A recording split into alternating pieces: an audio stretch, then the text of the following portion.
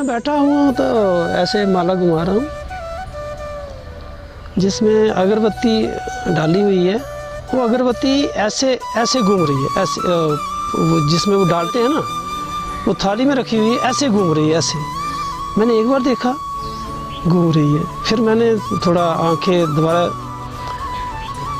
त्राटक से देखा, मैंने दोबारा, मैं ये क्या हो रहा है, दोबारा देखा, दोबारा घूम गई ऐसे पूरी फिरी।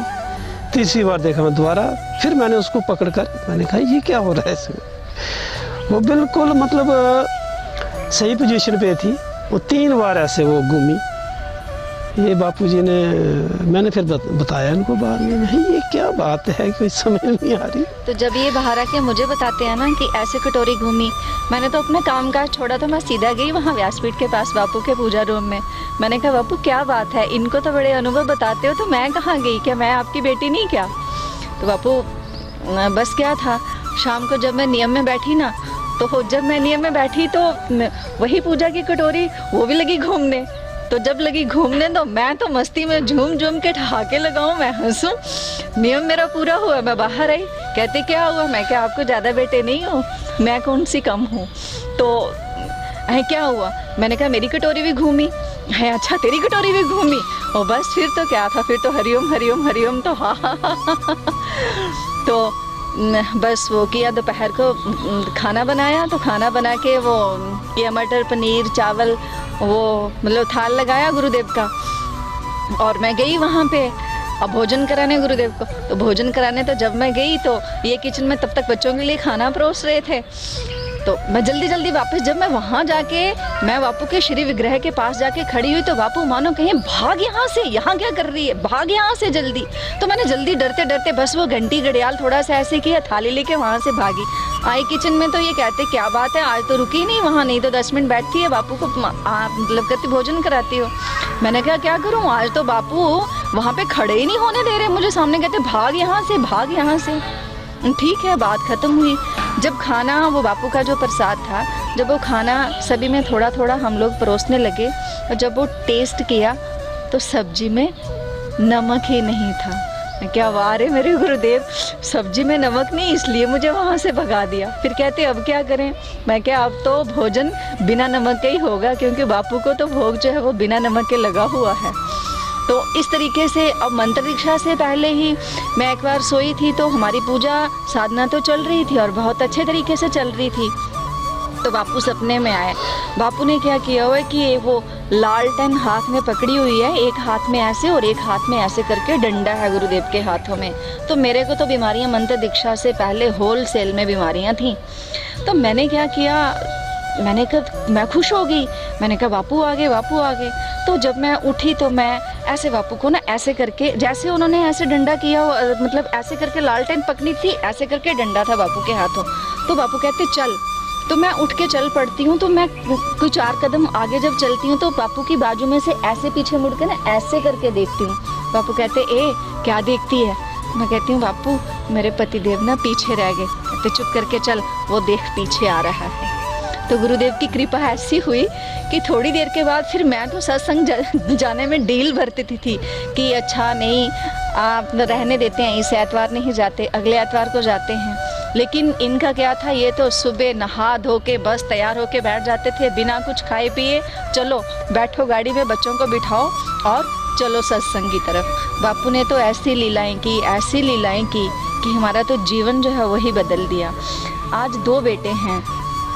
कई बार मैंने 3 साल अपने बच्चे अकेले जम्मू में छोड़ करके हम दोनों ने सुंदरवनी में जॉब की, लेकिन गुरुदेव की कृपा ऐसी थी कि घर में गाड़ी भी, स्कूटर भी, स्कूटी भी, टीवी भी, लैपटॉप भी, हर एक फैसिलिटी बच्चों को बना रखी थी। लेकिन मैं सिर्फ बेफिक्र होके अपने पूज्य गुरुदेव की कृपा से सुंदरवनी में हम दोनों बैठते थे कि हमारे बच्चे बापू के शिष्य हैं, वो बापू के बच्चे हैं, हमारे बच्चे कभी गलत रास्ते पे नहीं चल सकते।